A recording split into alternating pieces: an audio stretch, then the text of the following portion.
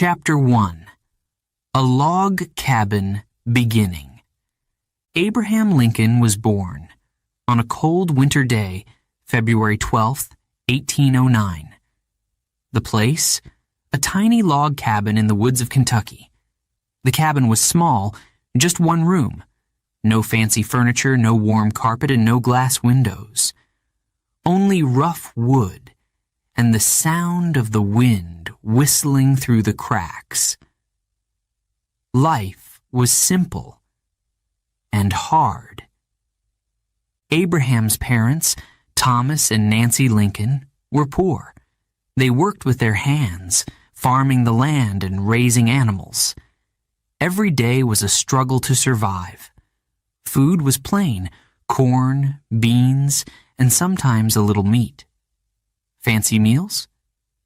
Forget it. Shoes? Rarely. Warm clothes? Only if they made them themselves. Winter was cold, summer was hot, and every day brought new challenges. But even though they didn't have much, the Lincoln family had something important: love. Nancy Lincoln was kind and gentle. She believed in teaching her children to be honest and good.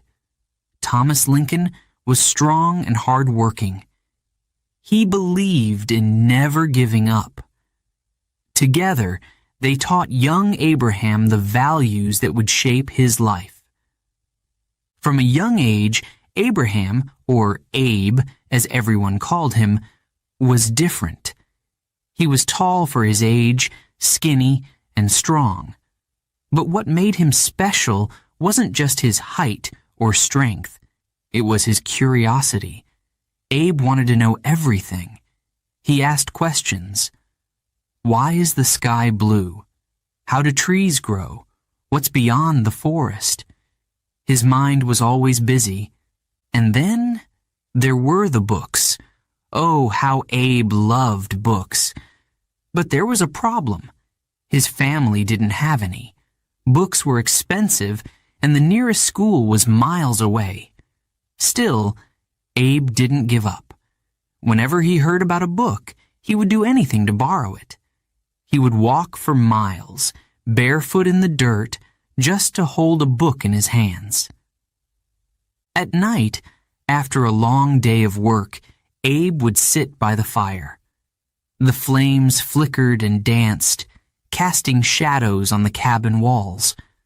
With a piece of coal, he scribbled letters and numbers on wood or on the dirt floor. He practiced again and again, teaching himself to read and write. Knowledge, Abe said, is power. But life in the forest wasn't just about reading and dreaming. Abe had to work hard. He chopped wood for hours, helped his father build fences, and carried water from the creek. His hands were rough, his muscles strong. He didn't complain, though. He knew his family needed him. Yet, while his hands worked, his mind wandered. What kind of world lay beyond these woods? What could he become? When Abe was just 9 years old, tragedy struck. His mother, Nancy Lincoln, became very sick. There were no doctors nearby, no medicine to help her. One day she passed away. Abe was heartbroken. He felt a deep, aching sadness. She had been his guide, his protector, his source of comfort. How could life go on without her? But Abe learned something important from his mother's death. Life could be unfair. Life could be painful. Yet, even in sadness, there was hope. His stepmother, Sarah Bush Johnston, came into his life not long after.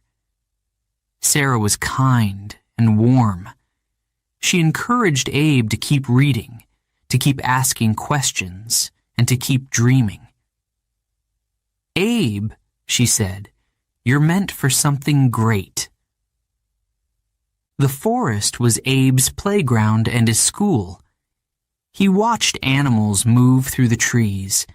He listened to the sounds of nature, the rustling leaves, the singing birds, the howl of the wind. He learned to track deer and catch fish, to build fires and navigate the land.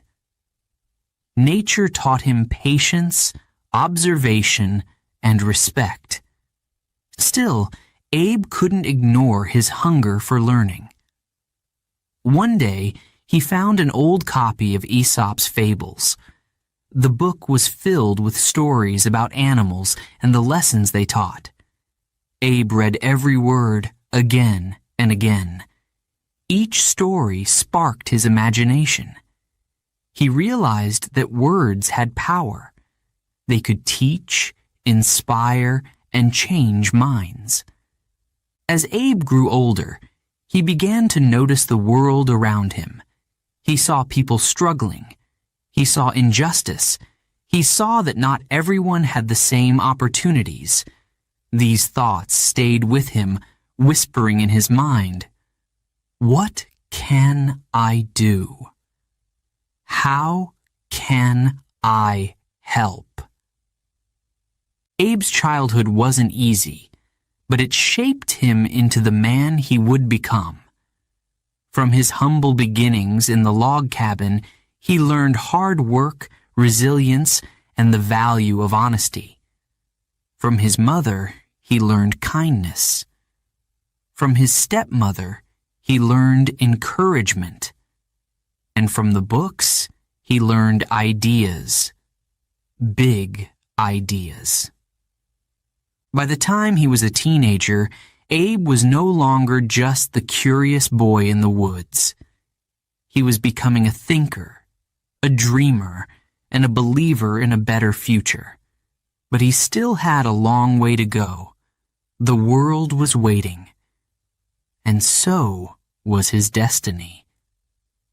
Little did anyone know, the boy who sat by the fire reading Aesop's Fables would one day lead a nation through its darkest hours.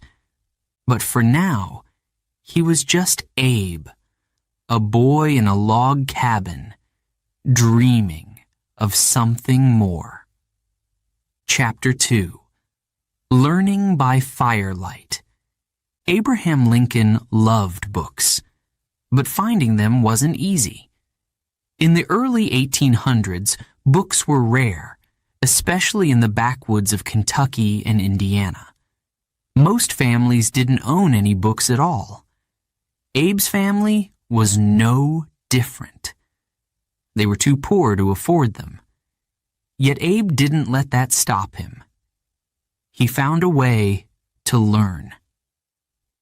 When Abe was still a boy, his stepmother, Sarah, noticed something special about him.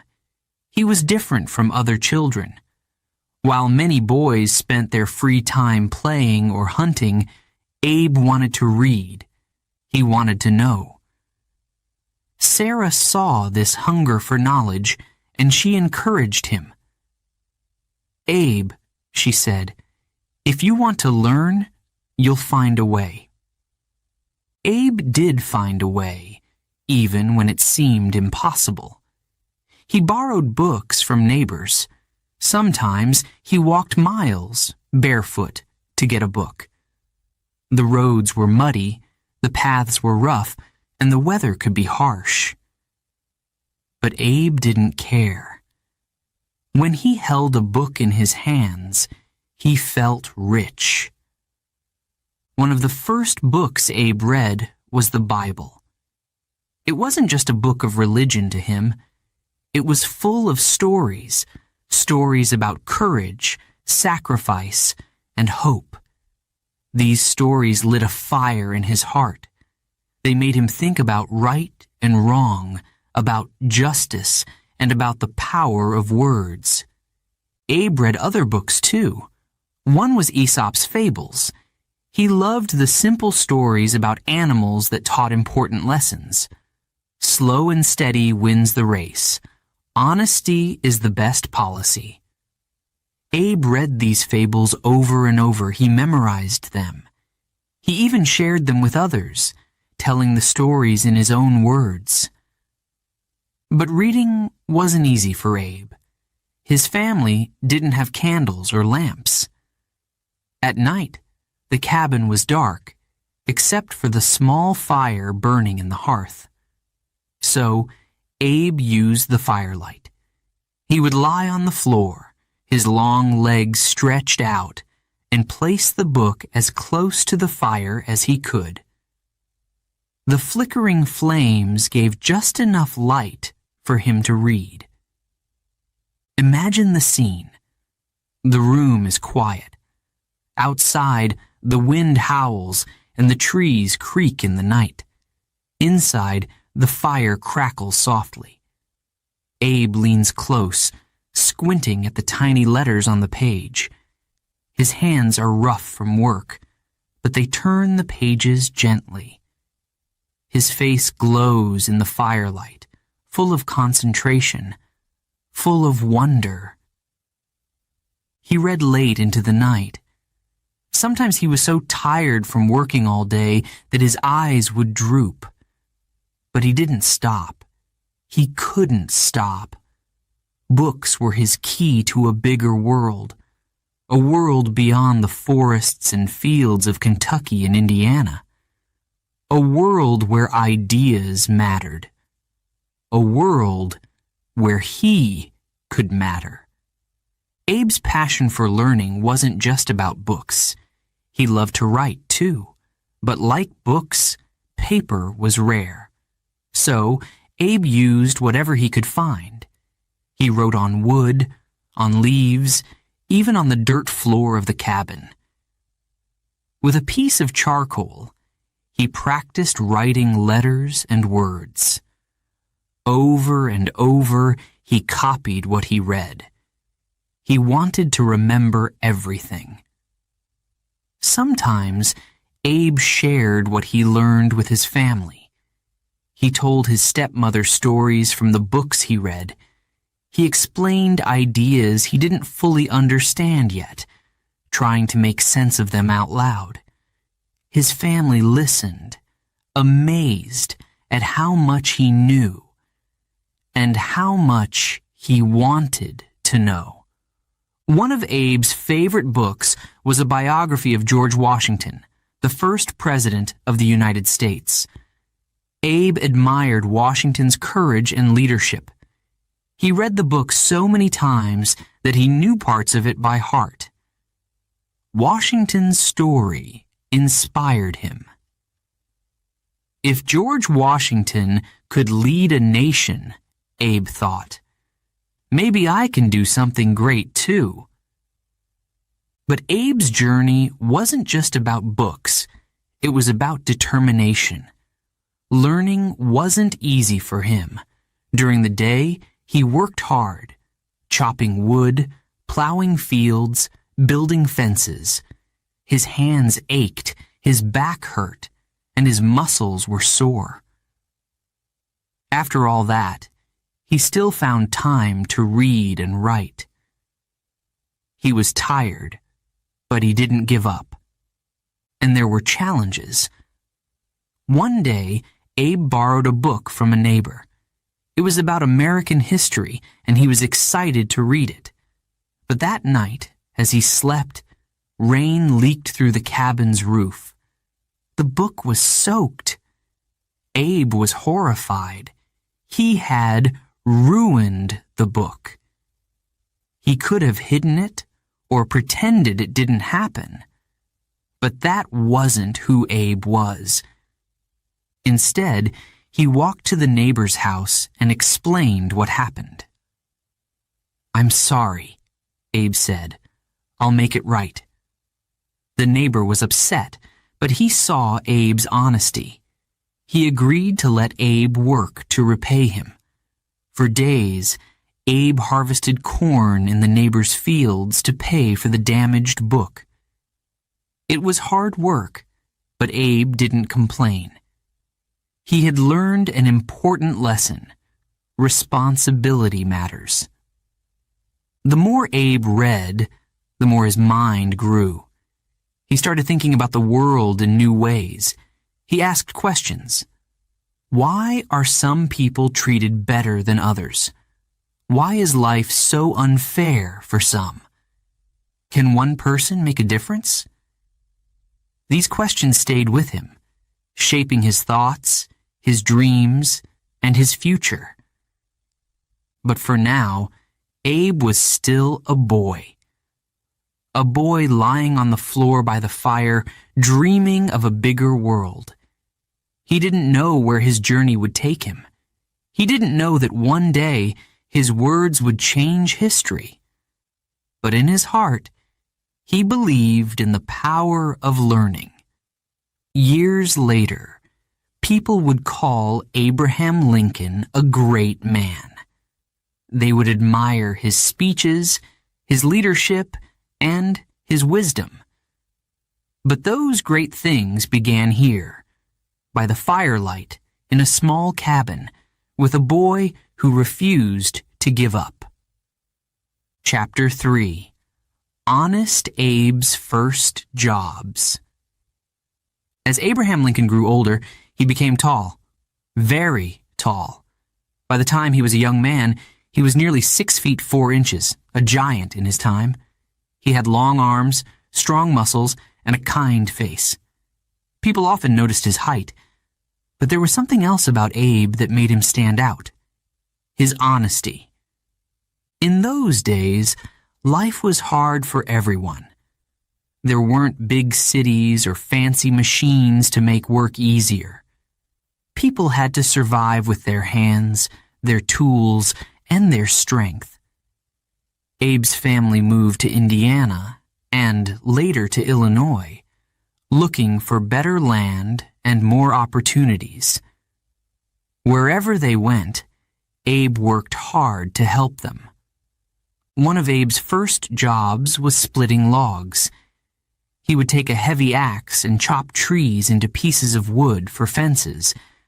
Back then, farmers needed strong fences to keep their animals safe and their crops protected. Abe became known for his skill. He could split logs quickly and cleanly, leaving perfect pieces of wood. People even gave him a nickname, the Rail Splitter. It was tough work. The sun burned his skin, and his hands were covered in blisters. The axe was heavy, and the days were long. But Abe didn't complain. He worked hard, swinging the axe again and again. Every swing taught him something about effort, persistence, and patience. But Abe wasn't just strong. He was also thoughtful. While working, he would often stop to talk to people. He told funny stories and made everyone laugh. His laughter was loud and warm. It made people feel good. But more than his jokes, people loved Abe's honesty. They could trust him. If he said he would do something, he did it. If he borrowed something, he returned it. No matter what, Abe always told the truth. One story about Abe's honesty became famous. When he was a young man, he worked at a small store. The store sold everything: food, tools, clothes, and more. Abe enjoyed working there because it gave him a chance to meet people.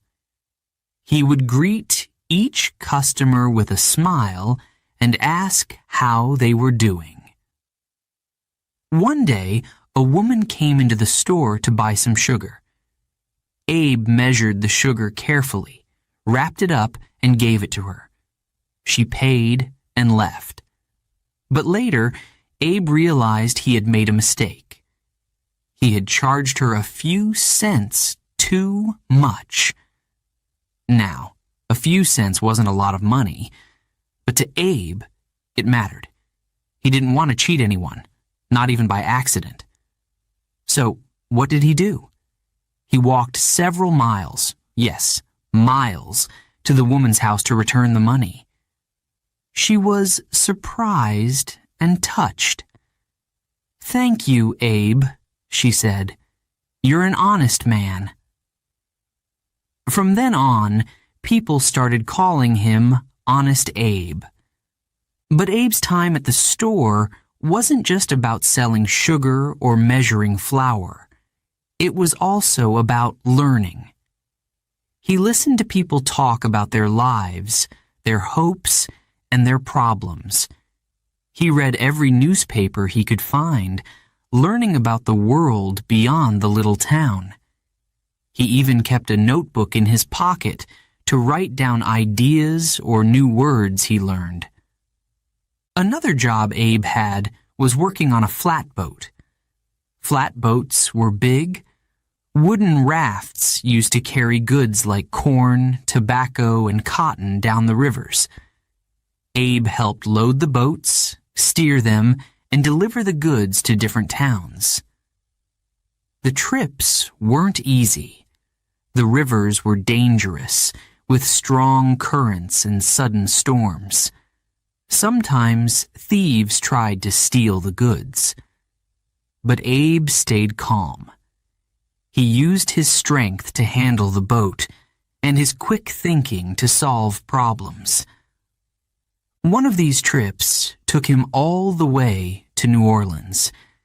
It was a big city, much bigger than anything Abe had seen before. There were markets full of colorful fruits, spices, and goods from around the world. The streets were loud and busy, filled with people speaking different languages. But not everything in New Orleans was exciting or good. While in the city, Abe saw enslaved people being sold at an auction.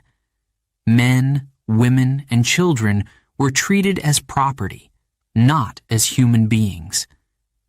Abe was horrified. He couldn't forget the sight of families being torn apart and people being treated so cruelly. This moment stayed with him for the rest of his life. He began to think, how can this be right? How can one person own another? After his trip to New Orleans, Abe returned to Illinois with new ideas and questions in his mind, but he still needed to earn a living. So he took another job, helping to run a post office. As a postmaster, Abe delivered letters and packages to people in the area. He loved the job because it connected him to the community. Everyone knew Abe, and everyone trusted him. One day, Abe found an old book in the post office. It was about law and government. He opened the book and started reading. The words were difficult, and the ideas were complex. But Abe was curious. He read slowly, underlining important passages and writing notes in the margins. The book sparked something in him. He started to dream of becoming a lawyer. But how could a poor, uneducated boy from the frontier become a lawyer? Abe's jobs taught him more than just how to work. They taught him about people, responsibility, and the value of trust. Whether he was splitting logs, running a store, or delivering mail, Abe always did his best. He believed in fairness, kindness, and honesty. These lessons would guide him for the rest of his life. By now, Abe was no longer just the boy who lay by the firelight reading books. He was becoming a man with big dreams and a strong sense of right and wrong. People admired him for his hard work, his honesty, and his big heart. But Abe was still searching for his purpose. Little did he know, his first jobs were only the beginning of his journey. The lessons he learned as Honest Abe would prepare him for challenges far greater than anything he had faced before. The world was waiting for him, and so was history. Chapter 4. The Power of Words. Abraham Lincoln loved to read. Books opened up the world to him, showing him ideas, places, and stories far beyond the forests of Indiana and Illinois. But as much as he loved reading, he loved speaking even more. Abe had a gift, a way with words. Whether he was telling a funny story or debating an important idea, people couldn't help but listen. As a young man, Abe became known for his storytelling. He could take an ordinary moment and turn it into something unforgettable. Sitting by the fire or standing in a field, Abe would gather a small crowd. His voice was steady, his eyes sparkled, and his smile invited everyone to stay and listen.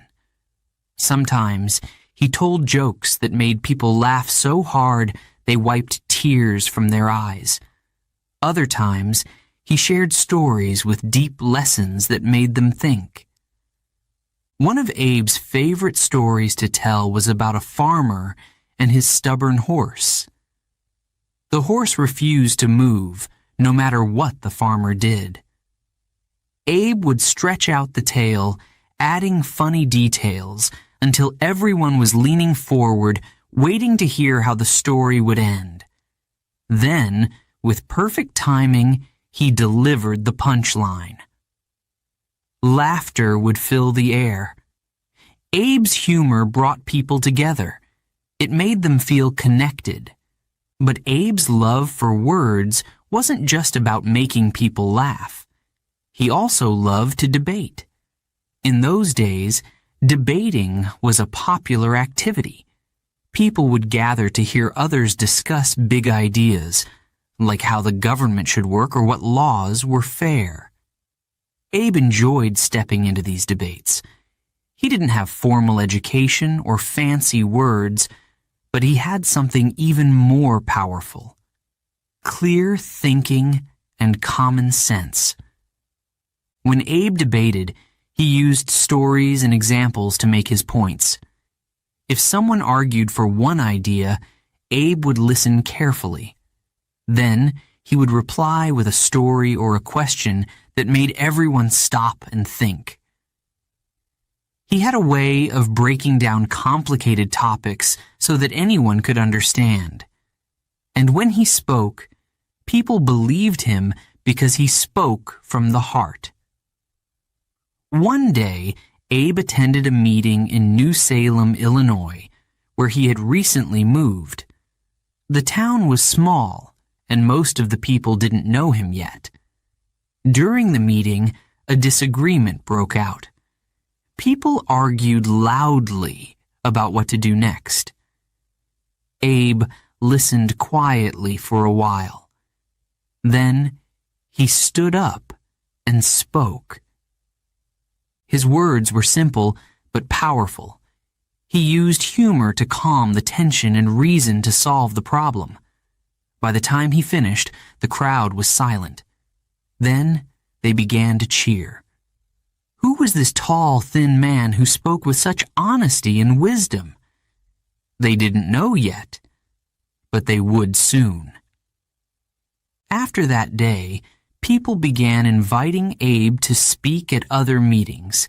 He quickly became a favorite in New Salem.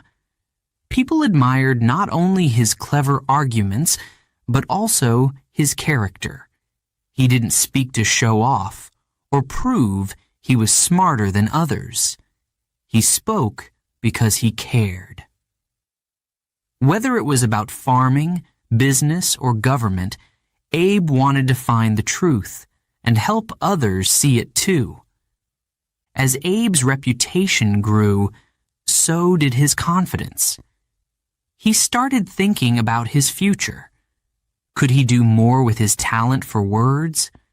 Could he use his voice to help his community, his state, or even his country? These questions led him to a big decision. he would run for office. In 1832, Abe decided to run for the Illinois state legislature. It was a bold move. He was only 23 years old, and he had very little formal education. Many of his opponents were older, wealthier, and better known. But Abe didn't let that stop him. He believed in himself and in the power of his words. During his campaign, Abe traveled around the district, meeting people and giving speeches. He didn't have money for fancy posters or ads. Instead, he relied on his honesty, his humor, and his ability to connect with others. He talked about things that mattered to ordinary people: better roads, fair taxes, and opportunities for everyone. At every stop, people listened. They liked the way Abe spoke plainly, without big, confusing words. They liked the way he shared stories to explain his ideas. And most of all, they liked the way he respected them. Abe treated everyone the same, whether they were rich or poor, educated or not. He believed every person deserved a chance to succeed. But Abe's first campaign didn't go as planned. When the votes were counted, he lost. It was disappointing, of course. He had worked so hard. But Abe didn't give up. He saw the loss as a lesson, not a failure. He realized he needed to learn more about politics, about laws, and about how to make a real difference. So, Abe threw himself into studying. He read books about law and government, often late into the night. He practiced his speaking skills, refining the way he explained ideas.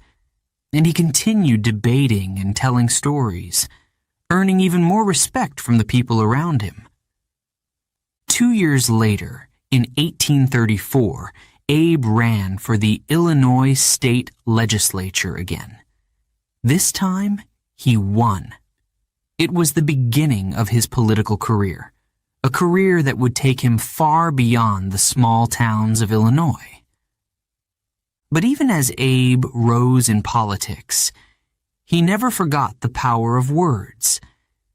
He knew words could inspire people, bring them together, and change the world.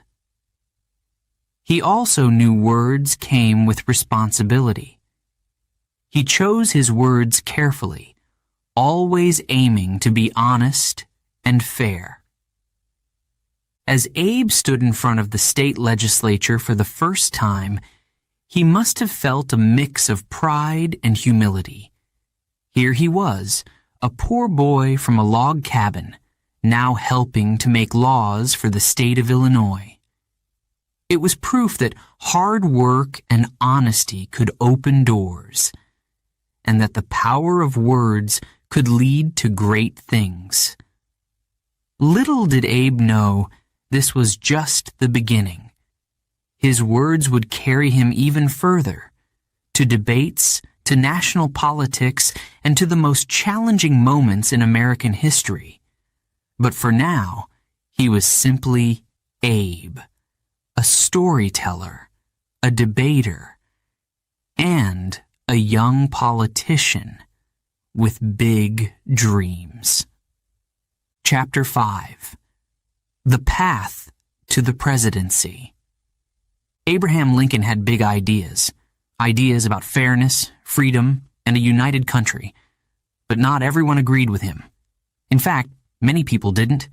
He faced failure after failure, rejection after rejection. Yet, he never gave up. And in 1860, he made the boldest decision of his life. He ran for president. What happened next would change history forever. After years of working as a lawyer and serving in the Illinois state legislature, Abe's name was becoming more well known.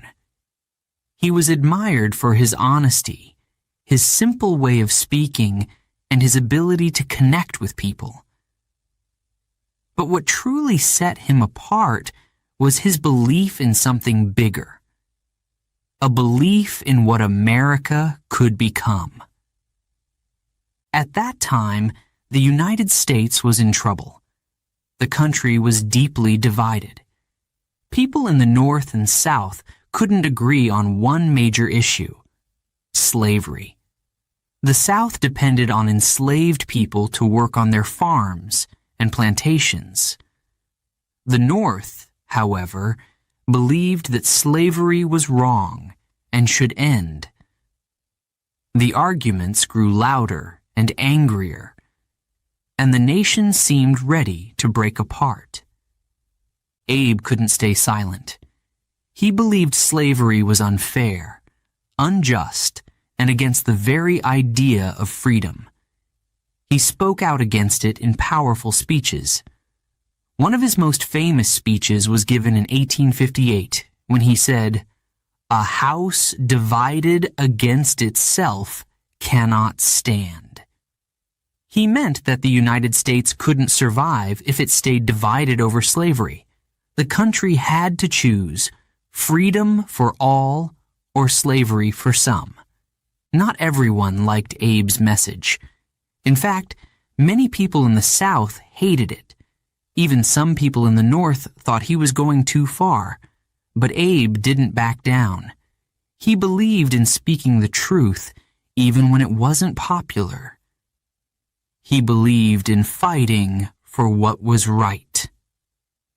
By 1860, Abe had become a leader in the Republican Party, a new political group that opposed slavery.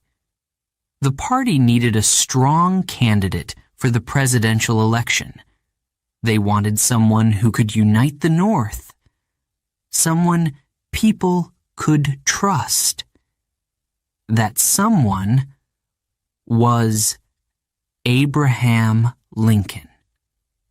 When the Republican Party chose Abe as their candidate, he was surprised. "Me? Run for president?" he thought. But the more he considered it, the more he realized it was his chance to make a difference. So, he accepted the challenge. Abe's campaign wasn't fancy. He didn't have the money to travel across the country giving speeches. Instead, his supporters spread his ideas through newspapers, posters, and word of mouth. They talked about Abe's humble beginnings, how he had grown up poor in a log cabin, worked hard, and taught himself to read and write.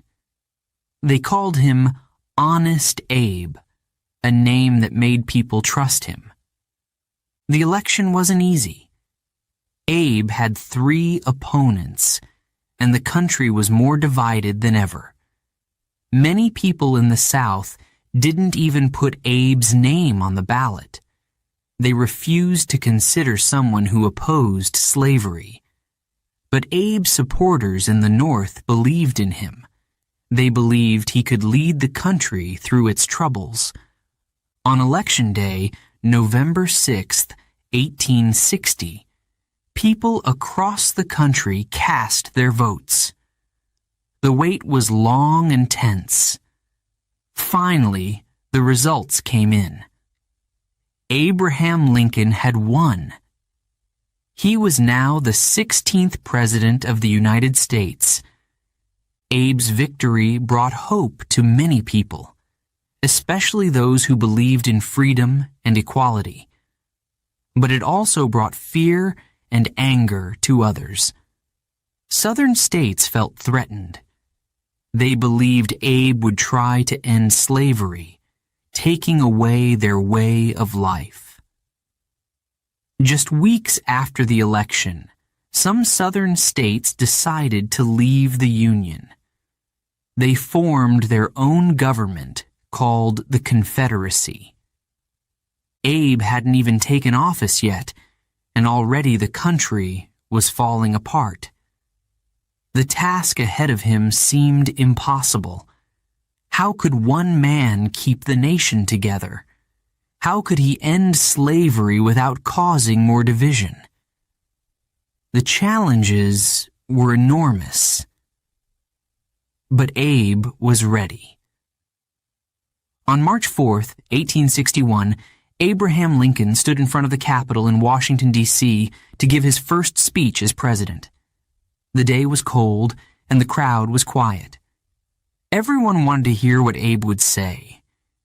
Would he threaten the South? Would he promise war? Instead, Abe spoke of unity. He told the crowd that he didn't want to fight. He wanted peace. "We are not enemies, but friends," he said. "We must not be enemies." His words were calm, thoughtful, and full of hope. But even as he spoke, he knew the road ahead would be difficult. In April 1861, just 1 month after Abe became president, the first shots of the Civil War were fired. The conflict between the North and South had begun. Abe's journey to the presidency was over, but his journey as a leader had just begun. Looking back, it's amazing to think about how far Abe had come. From a tiny log cabin in Kentucky to the White House in Washington, D.C., his life was a testament to the power of hard work, honesty, and determination. But Abe didn't become president for himself. He became president because he believed in something greater, a united nation, a nation where freedom and equality could thrive. Abe's story teaches us an important lesson. Failure is not the end. Before he became president, Abe lost elections, faced criticism, and struggled to make a name for himself. But he never gave up. He kept learning, kept speaking, and kept believing in his dreams. And in the end, his persistence changed the course of history. The election of 1860 wasn't just about one man winning an office. It was about a turning point in America's story. It was about the fight for freedom, the fight to keep the nation whole. And at the center of it all was Abraham Lincoln, a man with big ideas and an even bigger heart. Before we begin Chapter 6, a quick note for our listeners. You're currently listening to this audiobook on WooEnglish. Remember, this content is specially made for WooEnglish listeners only. If you're hearing it on any other channel, it may be a violation of WooEnglish's rights. Please ensure you're tuned into the right source to fully enjoy and respect this audiobook journey. Now, let's continue the story. Chapter 6. The Nation Divided. Abraham Lincoln became president on March 4th, 1861. It was a cold, windy day in Washington, D.C. He stood tall and serious as he gave his first speech as president. His voice was steady, but his heart was heavy. The country was in chaos, and everyone knew it. For years, the North and South had been arguing about power, about states' rights, and especially about slavery. The South wanted to keep slavery because it was part of their economy. The North, however, wanted to stop the spread of slavery. These arguments had grown worse and worse until the country was deeply divided. Families argued. Neighbors became enemies. The United States no longer felt united. Just weeks before Lincoln became president, 7 Southern states left the Union. They said, "We are no longer part of the United States." they formed their own government called the Confederacy, with Jefferson Davis as their president. This act shocked the nation. More states soon followed. Suddenly, it seemed as if the United States was breaking apart. Lincoln did not want war. He believed the Union, the group of all the states, should stay together. He called it the last best hope of Earth. He didn't want to fight the South, but he couldn't let them leave either. He wanted to find a peaceful solution. In his inaugural speech, he said, "We are not enemies, but friends. We must not be enemies." But his words weren't enough to stop what was coming. In April 1861, just 1 month after Lincoln became president, the first shots of the Civil War were fired. It happened at Fort Sumter, a military fort in South Carolina. The Confederate Army attacked the fort, and after a long fight, the Union soldiers surrendered. War had begun. The news spread quickly. People in the North and South prepared for battle. Young men volunteered to fight, believing the war would be short. But Lincoln knew better.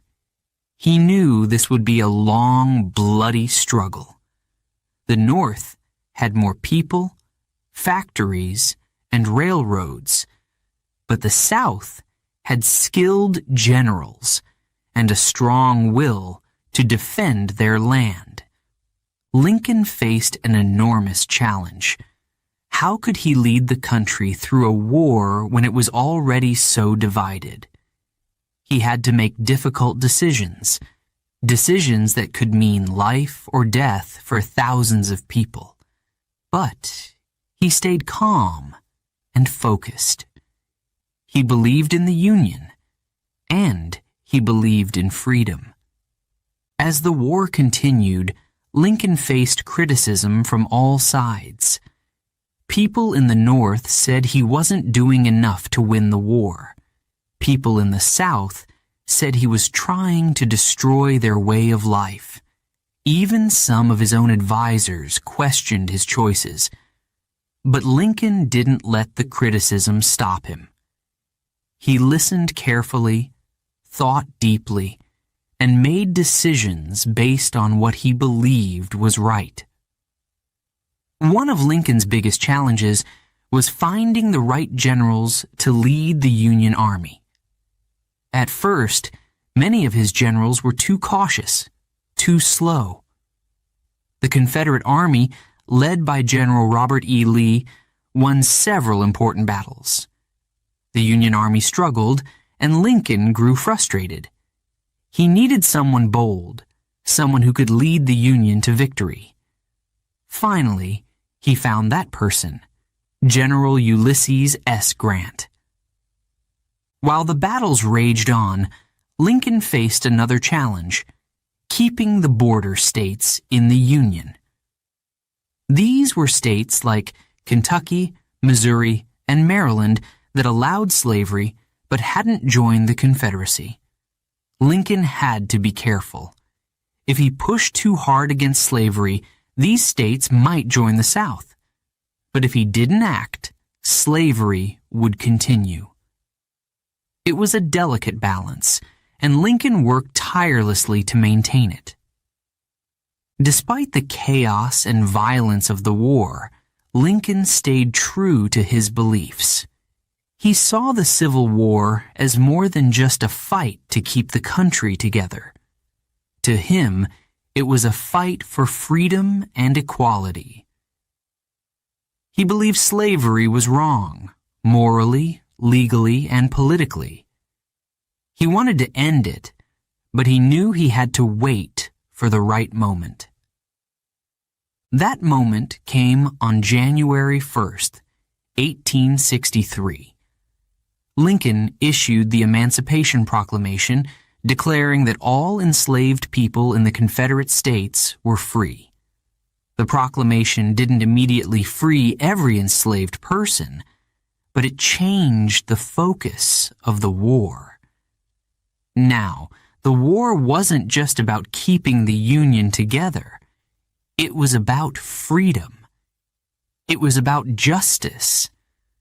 Lincoln's bold action inspired millions, including African Americans who joined the Union Army to fight for their freedom. But the war was far from over. The battles were brutal. Thousands of soldiers died, and many more were wounded. Cities and farms were destroyed. Families were torn apart. Lincoln visited soldiers in hospitals, spoke at funerals, and wrote letters to grieving families. Each loss weighed heavily on him. He once said, "I have been driven many times to my knees by the overwhelming conviction that I had nowhere else to go." One of the most devastating battles was the Battle of Gettysburg in July 1863. It was a turning point in the war, with the Union Army defeating the Confederates after 3 days of fierce fighting. But the cost was high. Over 50,000 soldiers were killed or wounded. Lincoln was deeply moved by the sacrifice of these soldiers.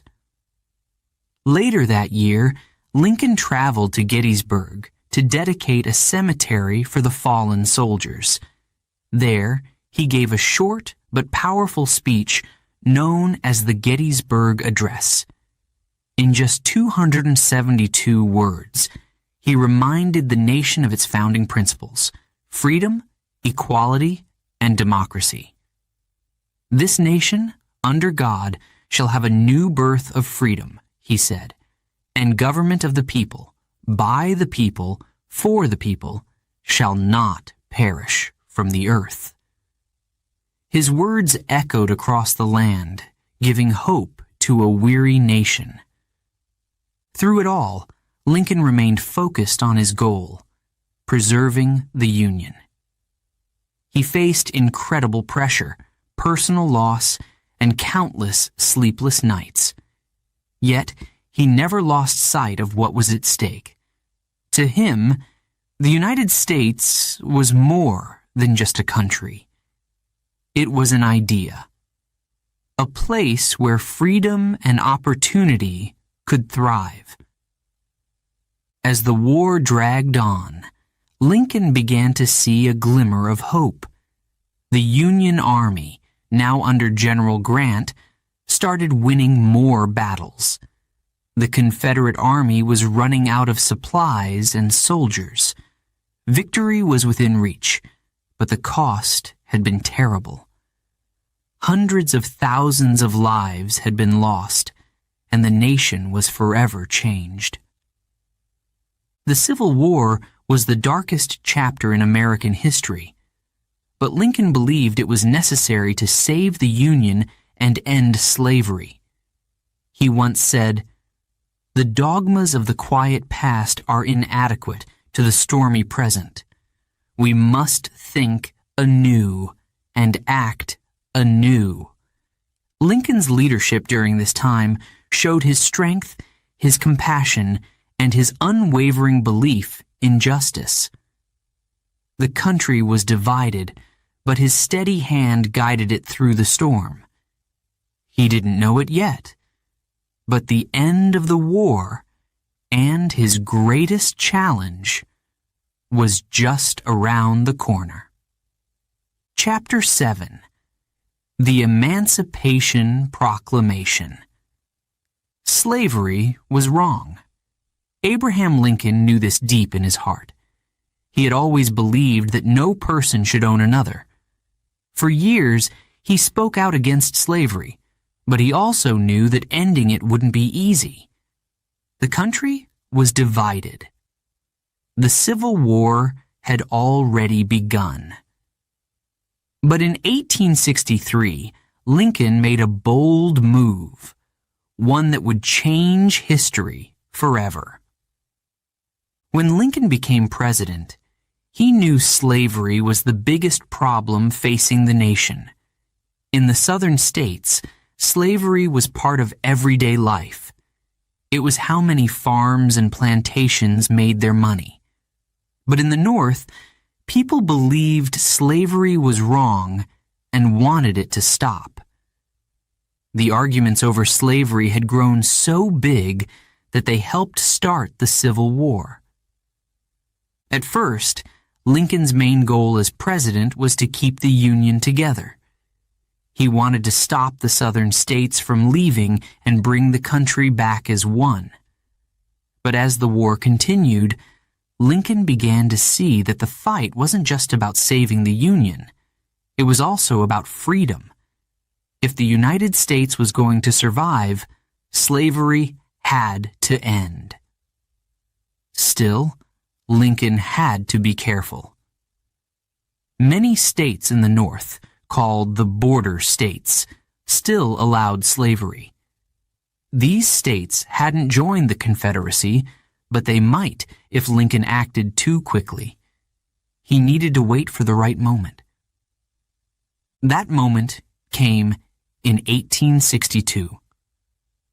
The war was not going well for the Union.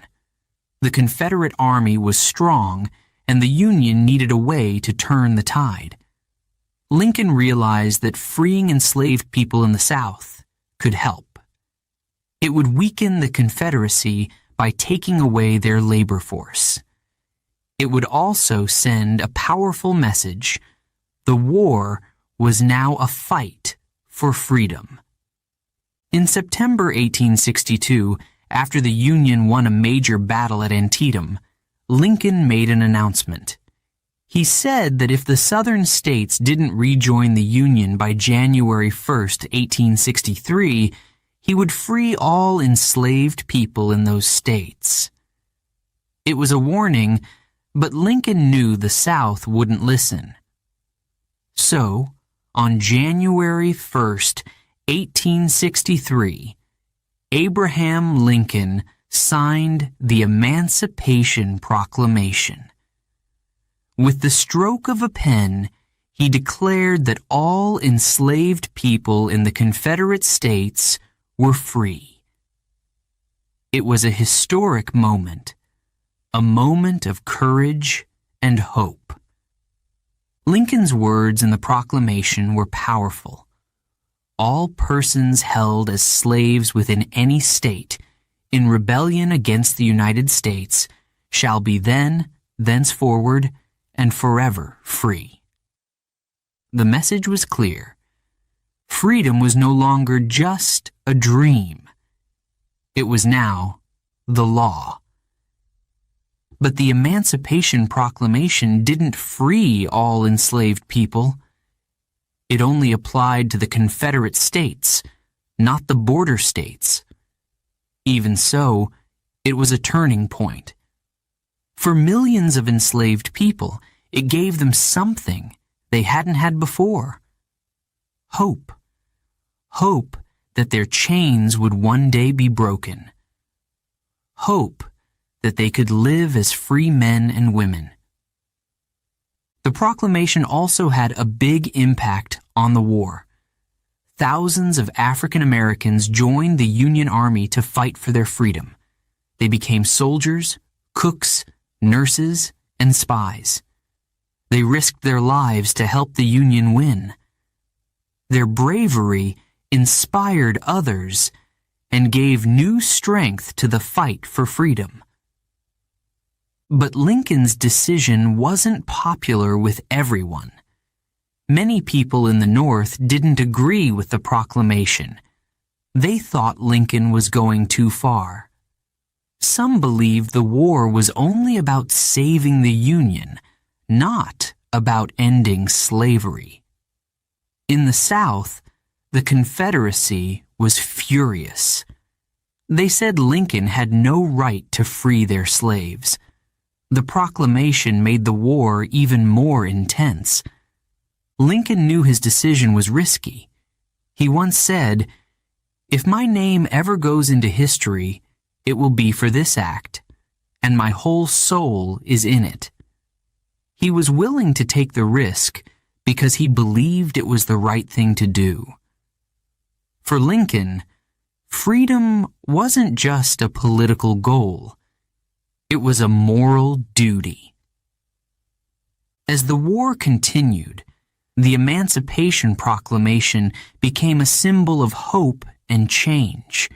It inspired abolitionists, people who wanted to end slavery, to keep fighting for justice. It also showed the world that the United States was serious about freedom. Countries like Britain and France, which had considered supporting the Confederacy, now stayed out of the war. The proclamation was just the beginning. Lincoln knew that to truly end slavery, the country needed a new law. So, he pushed for the 13th Amendment to the Constitution, which would make slavery illegal in every state. The amendment was passed in 1865, just months before the war ended. It was the final step in abolishing slavery in the United States. The Emancipation Proclamation was one of Lincoln's greatest achievements. It showed his courage, his vision, and his belief in equality. It wasn't a perfect solution, but it was a start, a step toward a better, freer future. For millions of enslaved people, Lincoln's words were more than just ink on paper. They were a promise that their lives mattered, a promise that freedom was possible, a promise that the United States could live up to its ideals of liberty and justice for all. Looking back, it's clear that the Emancipation Proclamation was a turning point, not just in the Civil War, but in American history. It changed the meaning of the war. It changed the nation's path, and it changed the lives of millions. Lincoln once said, "Whenever I hear anyone arguing for slavery, I feel a strong impulse to see it tried on him personally." He believed in fairness and justice, and he fought for those ideals until the very end. The Emancipation Proclamation didn't end the war, but it gave the Union a new purpose. It gave enslaved people hope, and it showed the world that Abraham Lincoln was not just a president. He was a leader who believed in the power of freedom. Chapter 8. Leading Through the Storm. The Civil War raged on, year after year. It brought sadness, fear, and loss to every corner of the country. Families were torn apart. Towns became battlefields. Thousands of soldiers fought and died on both sides. And in the middle of it all was Abraham Lincoln, trying to hold the nation together. Being president during the Civil War was not easy. Every day, Lincoln faced difficult choices. He had to decide how to lead the Union Army, what laws to pass, and how to bring the country back together. His decisions carried great weight. If he made a mistake, it could cost lives, or even the future of the United States. Lincoln spent many sleepless nights thinking, planning, and worrying. He often walked alone in the halls of the White House, deep in thought. His face grew tired, and his eyes looked sad. The war was taking a toll on him, but he never gave up. He believed the Union must be saved, no matter how hard it was. The battles were brutal. Each one brought news of more lives lost. Lincoln felt every loss deeply. He wrote letters to the families of fallen soldiers, offering words of comfort. In one letter, he said, I cannot imagine how deeply you must feel.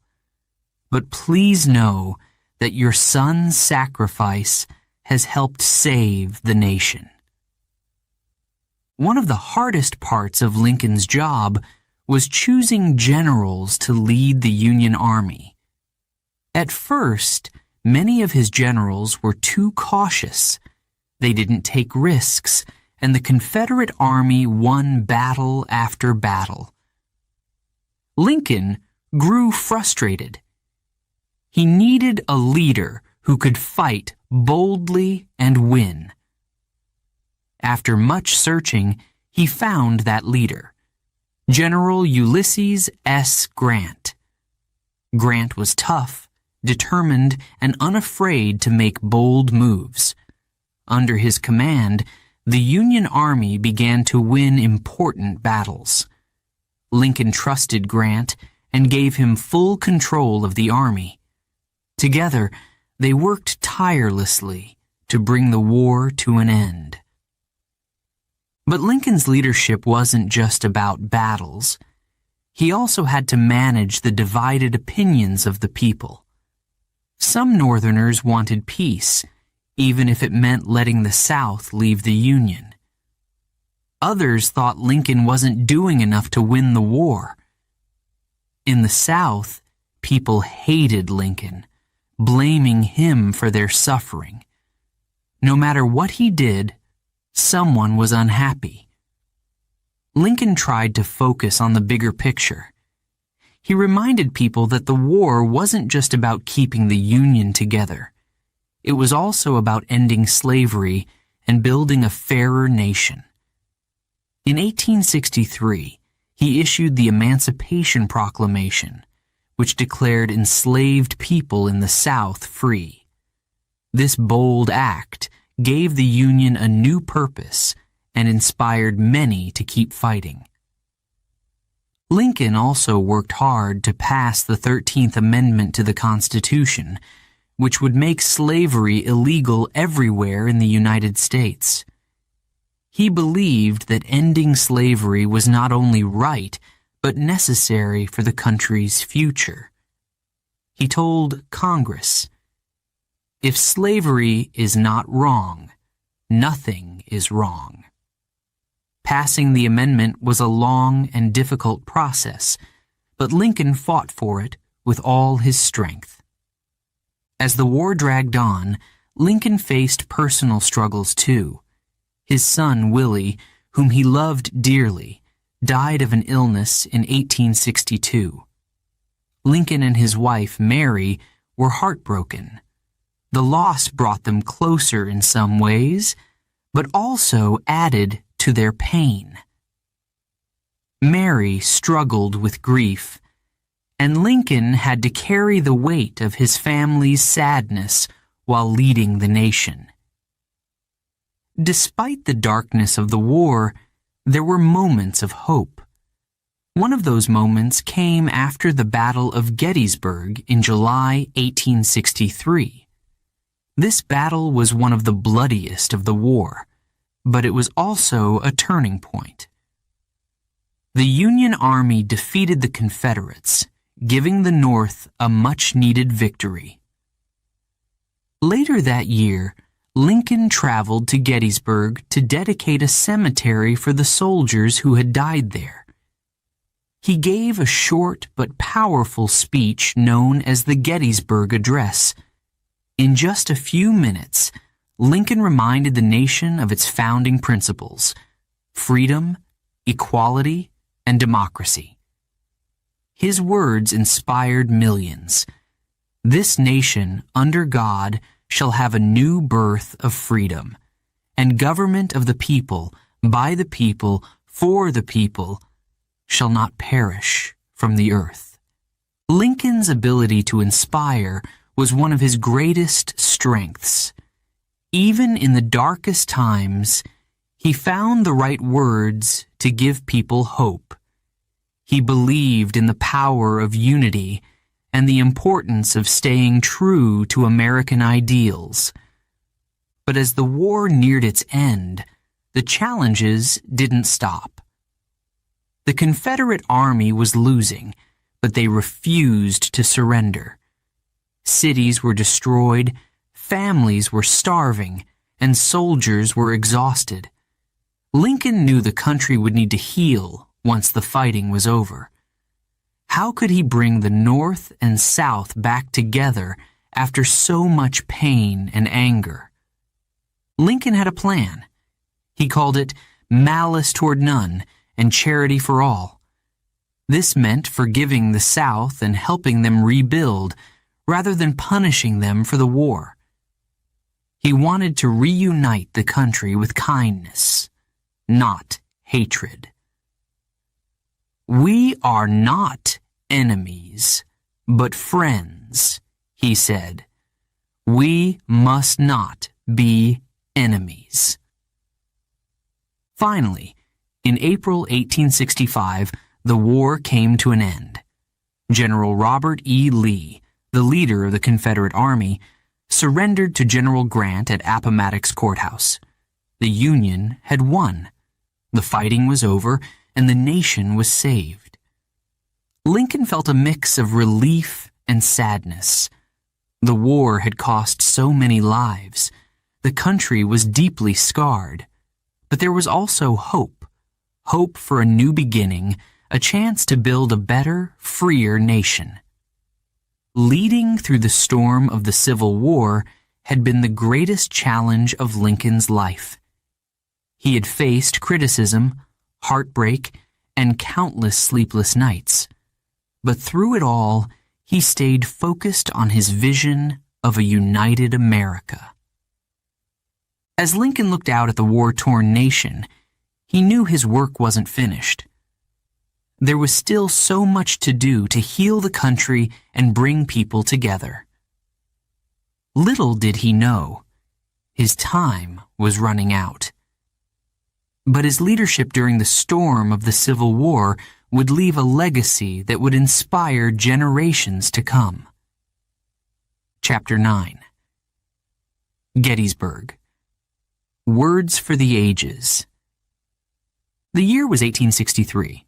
The Civil War had already raged for more than 2 years, and the country was torn apart.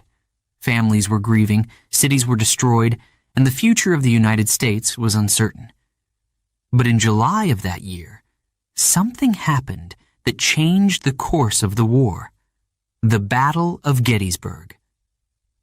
Gettysburg was a small town in Pennsylvania.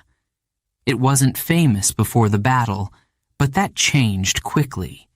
For 3 days, the Union and Confederate armies fought there in one of the bloodiest battles of the war. Cannons roared. Guns fired. Soldiers charged into danger. By the time the fighting ended, over 50,000 men were dead, wounded, or missing. It was a tragic and costly victory for the Union, but it also became a turning point in the war. The people of Gettysburg were left with a terrible scene. Fields were covered with broken cannons, abandoned weapons, and the bodies of fallen soldiers. Families came to bury their loved ones. Others came to help the wounded. The town, once quiet and peaceful, was now filled with sadness and loss. Amid this sorrow, the leaders of the Union decided to honor the soldiers who had fought and died there. They planned to dedicate a cemetery for the fallen, a place where their sacrifice would be remembered forever. For this ceremony, they invited President Abraham Lincoln to speak. Lincoln was not the main speaker that day. The organizers chose a famous orator, Edward Everett, to give the main address. Everett was known for his long and elegant speeches, and he spoke for over 2 hours. The crowd listened politely, but many were tired and restless by the end. Then it was Lincoln's turn. Lincoln stood up, tall and serious. He didn't bring a long speech with him, just a small piece of paper. He had written his speech the night before, thinking carefully about each word. He knew he didn't need to speak for hours. He needed to speak from the heart. He began with words that still echo through history. 77 years ago, our fathers brought forth on this continent a new nation, conceived in liberty, and dedicated to the proposition that all men are created equal. A score means 20 years, so 77 means 87 years. Lincoln was talking about 1776, the year the United States declared its independence.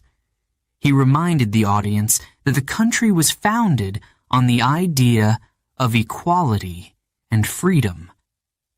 But now, those ideals were in danger.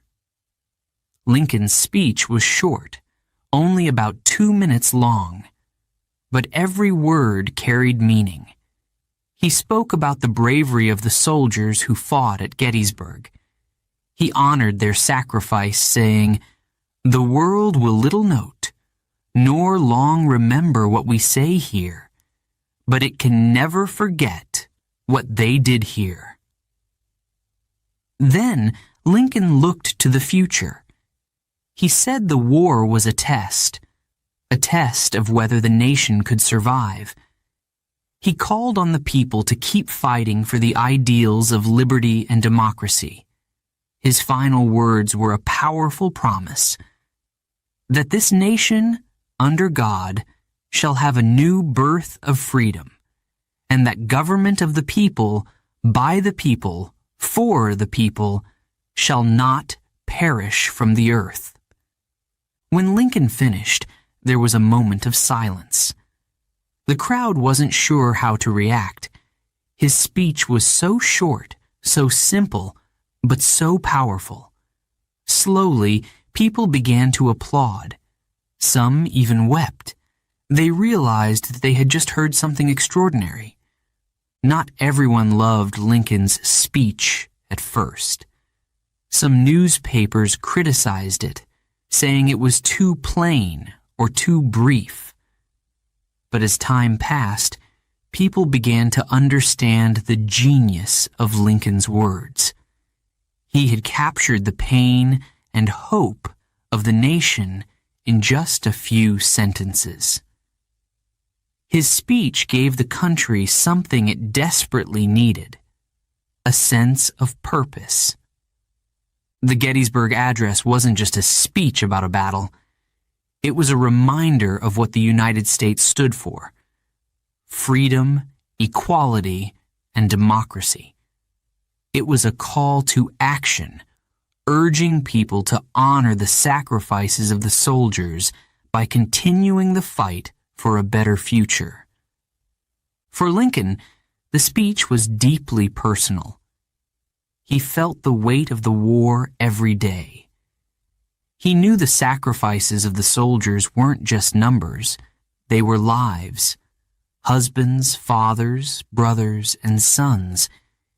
He wanted their deaths to mean something.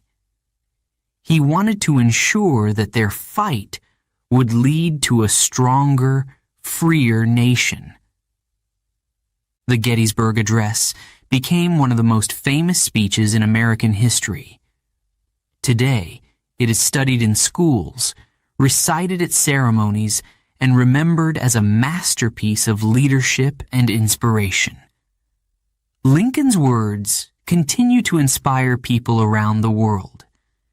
They remind us of the power of democracy and the importance of standing up for what is right. But for Lincoln, the Gettysburg Address was just one moment in his journey. He still had a long, hard road ahead. The war was far from over, and the country's wounds were deep. Yet, even in the darkest times, Lincoln's words lit a path forward. As he left Gettysburg that day, Lincoln didn't know how his speech would be remembered. He only knew that he had spoken from his heart. He had honored the fallen soldiers and called on the living to finish the work they had begun. And in doing so, he gave the nation something priceless: hope. Chapter 10. Victory and Loss.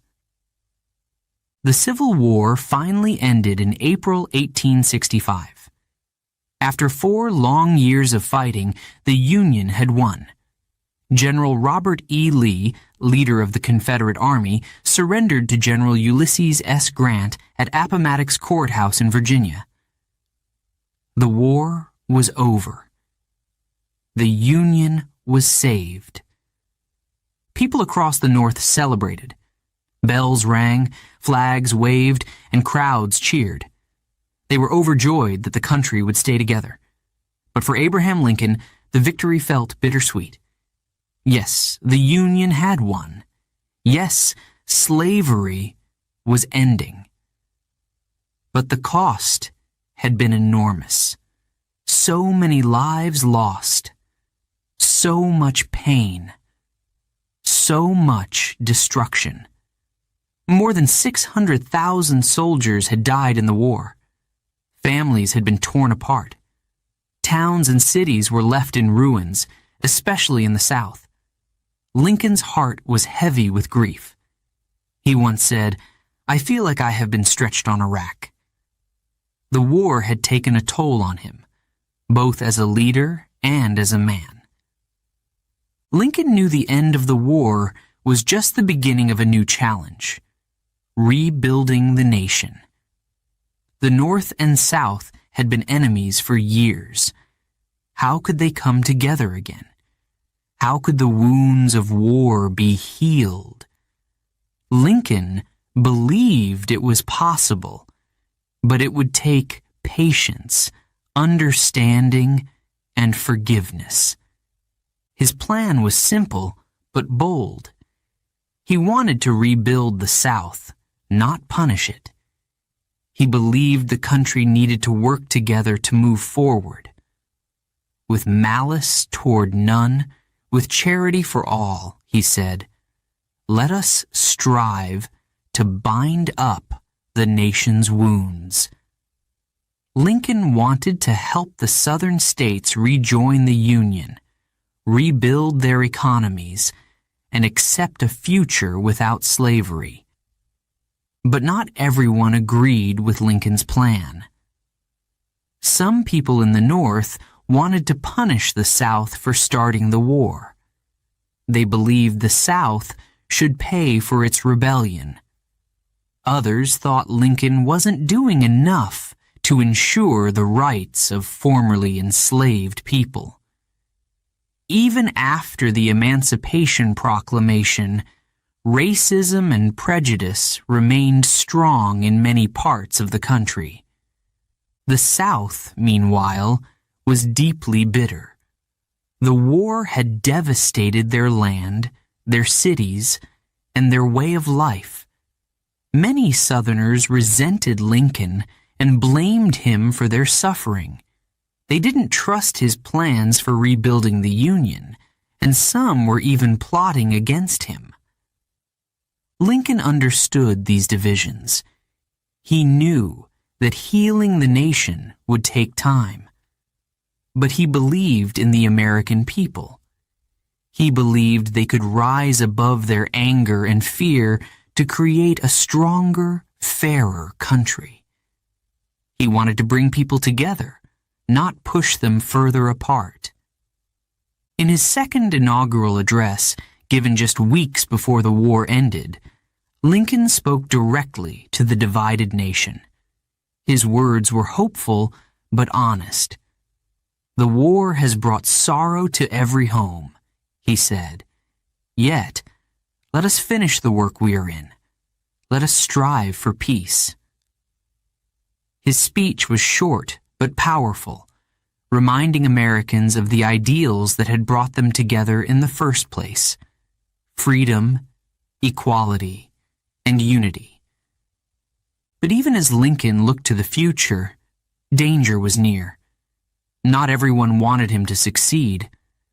Among those who opposed him was a man named John Wilkes Booth, a famous actor and a supporter of the Confederacy. Booth blamed Lincoln for the South's defeat and believed he was a threat to America's future. He began to plan a terrible act, an act that would change history forever. On the evening of April 14, 1865, just 5 days after the war ended, Lincoln went to Ford's Theater in Washington, D.C. to watch a play called Our American Cousin. It was meant to be a night of relaxation after years of stress and hardship. Lincoln sat in a special box above the stage with his wife, Mary, and 2 friends. But as the play went on, Booth crept into the theater. He climbed the stairs to Lincoln's box, pulled out a gun, and shot the president. Lincoln slumped in his chair, gravely wounded. Chaos erupted in the theater as Booth jumped to the stage and shouted, "Sic semper tyrannis," a Latin phrase meaning "thus always to tyrants." Lincoln was carried across the street to a small boarding house where doctors tried to save him. But the wound was too severe. Early the next morning, April 15, 1865, Abraham Lincoln died. The nation's leader, its symbol of hope and unity, was gone. News of Lincoln's death spread quickly, and the country was plunged into grief. People wept openly in the streets. Flags were lowered to half-staff. Memorial services were held in towns and cities across the nation. Even those who had criticized Lincoln during his presidency mourned his loss. They realized how much he had done to save the Union and end slavery. Lincoln's body was taken on a funeral train from Washington, D.C. to his home in Springfield, Illinois. Along the way, thousands of people gathered to say goodbye. They lined the tracks, waving flags and holding candles. Some knelt in prayer. Others simply stood in silence, their faces full of sorrow. It was clear that Abraham Lincoln had touched the hearts of millions. Though Lincoln was gone, his work lived on. The Union was saved. The 13th Amendment, which ended slavery in the United States, was passed just months after his death. His vision of a united, free nation remained a guiding light for generations to come. But the loss of Lincoln left a deep scar on the nation. Many wondered, could the country heal without him? Could his plan for rebuilding the South succeed? Would America ever truly unite? These questions would take years, decades, to answer. In the end, Lincoln's legacy was not just about his victories. It was about his character. He was a man who faced impossible challenges with courage, kindness, and determination. He believed in the power of honesty, the strength of unity, and the importance of justice. He once said, "The best way to predict your future is to create it." And through his leadership, he helped create a future where freedom and equality could thrive. Victory had come, but at a great cost. Abraham Lincoln paid the ultimate price to save his nation. And though he was gone, his spirit lived on in the hearts of the people. His dream of a better, stronger America would inspire the nation for generations to come. Chapter 11. A Nation Mourns. On April 14, 1865, tragedy struck. Abraham Lincoln, the man who had led the nation through its darkest hour, was gone. The news spread quickly, and the country was plunged into shock and sorrow. People could hardly believe it. Their beloved president, the man who fought for unity and freedom, had been taken from them. That evening, Lincoln had gone to Ford's Theater in Washington, D.C., with his wife, Mary, and 2 friends. They were there to watch a play called Our American Cousin. It was meant to be a night of rest and celebration after the long and painful Civil War. Lincoln smiled as he took his seat in the special box above the stage. For a moment, it seemed like peace had finally arrived. But in the shadows, danger lurked. John Wilkes Booth, a famous actor and supporter of the Confederacy, had made his way into the theater. He believed Lincoln was a tyrant, a man who had destroyed the South. Booth had a plan to kill him. As the play continued, Booth slipped into the president's box, raised his pistol, and fired a single shot. The theater erupted into chaos. Mary screamed. The audience froze in shock. Booth jumped onto the stage, shouted, "Sic semper tyrannis," a Latin phrase meaning "thus always to tyrants," and fled into the night. Lincoln, gravely wounded, was carried across the street to a small boarding house. Doctors worked desperately to save him, but the injury was too severe.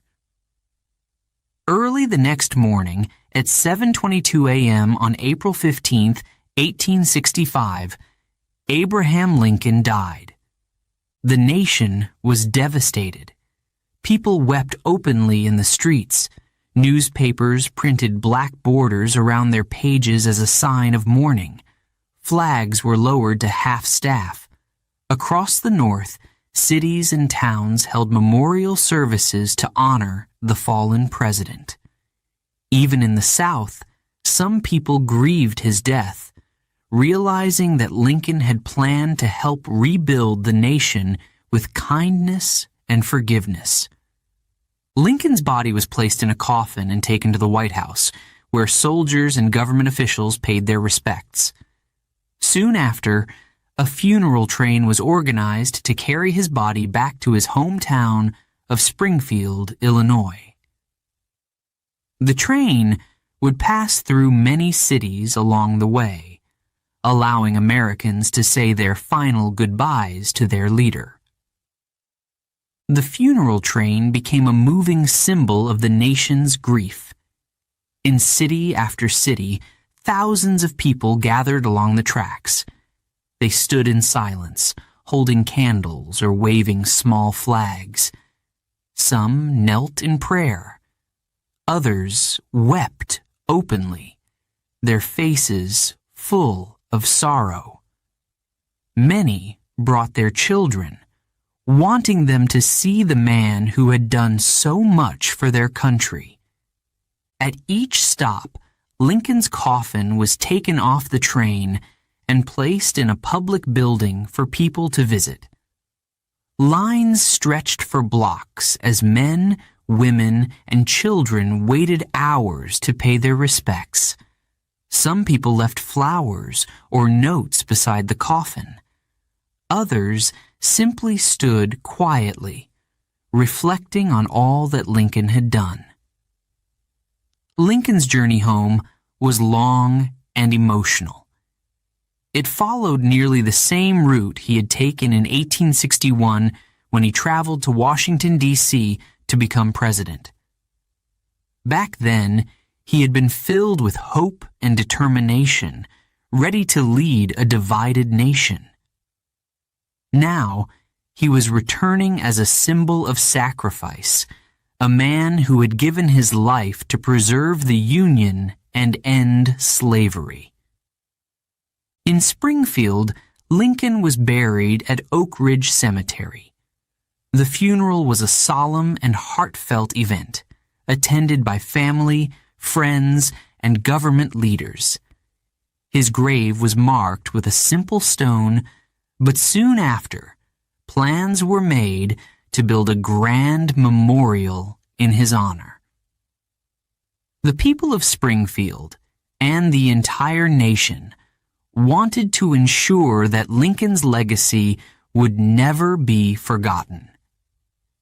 Even as they mourned, Americans began to reflect on what Lincoln had achieved. He had led the country through its greatest crisis, holding the Union together when it seemed impossible. He had issued the Emancipation Proclamation, paving the way for the end of slavery. He had shown courage, kindness, and wisdom in the face of incredible challenges. Lincoln's death also raised questions about the future. He had planned to bring the North and South back together with compassion and forgiveness. Now, without him, many wondered if the nation could heal. Some feared that anger and resentment would make the wounds of war even deeper. In the years that followed, Lincoln's dream of equality and justice faced many challenges. The Reconstruction era was a time of progress and setbacks as the country struggled to rebuild and address the rights of formerly enslaved people. But Lincoln's words and actions remained a guiding light. His speeches, like the Gettysburg Address and his second inaugural address, reminded Americans of their shared values and the importance of unity. Around the world, people admired Lincoln's legacy. He became a symbol of hope, democracy, and the fight for freedom. Leaders in other countries looked to his example as they worked to create fairer and freer societies. His story of a poor boy from a log cabin who became one of history's greatest leaders continued to inspire generations. Today, Lincoln's legacy lives on in many ways. His face is on the penny and the $5. His words are studied in schools, and his life is celebrated in books, movies, and museums. The Lincoln Memorial in Washington, D.C., stands as a powerful tribute to his leadership and vision. Visitors from all over the world come to stand before the great statue of Lincoln, reflecting on his contributions to history. But perhaps the most important way Lincoln lives on is in the values he stood for: honesty, equality, and determination. He showed that one person can make a difference, even in the face of great challenges. He believed in the power of democracy and the strength of a united people, and he gave his life to ensure that the United States would survive and thrive as a nation of the people, by the people, for the people. The nation mourned deeply for Abraham Lincoln, but his dream lived on. His vision of a better, freer, and fairer America continued to guide the country, even in its darkest moments. And though he was gone, his spirit remained, reminding everyone that freedom, justice, and unity are always worth fighting for. Chapter 12. Lincoln's Legacy. Abraham Lincoln is remembered as one of the greatest leaders in history. Today, his name is spoken with respect and admiration all over the world. But why?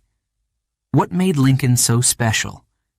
His story, His humble beginnings, his leadership, and his courage continues to inspire people everywhere. He proved that one person can make a difference. Lincoln was born in a tiny log cabin in Kentucky. He grew up poor with no fancy clothes, no fine meals, and no big opportunities. But even as a boy, he had something more valuable: curiosity and determination. He worked hard, taught himself to read and write, and dreamed of a better life. His story began in poverty, but it didn't end there. When Lincoln entered politics, he showed the world what true leadership looks like. He didn't lie or cheat to win votes. He didn't try to make himself rich or powerful.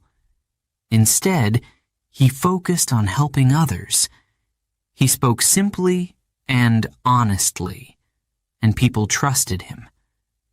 They called him Honest Abe, and he lived up to that name every day. As president, Lincoln faced challenges that would break most people. The Civil War tore the country apart. The Union was at risk of falling apart, and slavery divided the nation even further. Yet Lincoln stayed strong. He believed in the power of unity. He believed in justice. And he believed in freedom for all. The Civil War was the greatest test of Lincoln's leadership. Many people doubted him, criticized him, or even hated him. But he never gave up. He worked day and night to save the Union.